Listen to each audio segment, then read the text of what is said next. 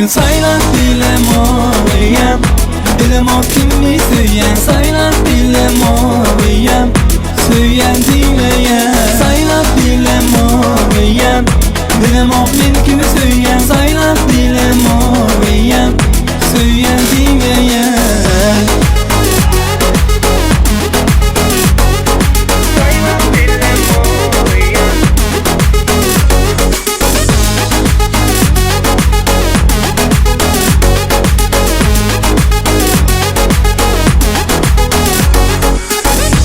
Oğdun yeme yine bardak yeten o, geliye söylesim yine bolano bolano. Mama vak gerek yine benim için kimi söylemeli, mama vak gerek yine kimi söyleyen demeli.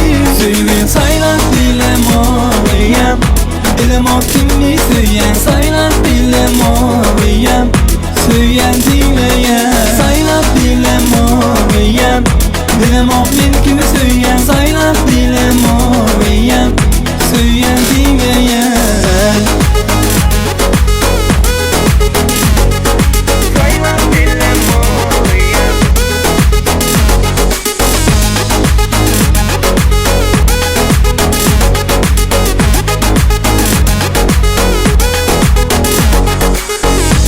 Oğdun yeme yine bardak yeten o, geliye söylesim yine bolano bolano. Mama vak gerek yine benim için kimi söylemeli, mama vak gerek yine kimi söyleyen demeli.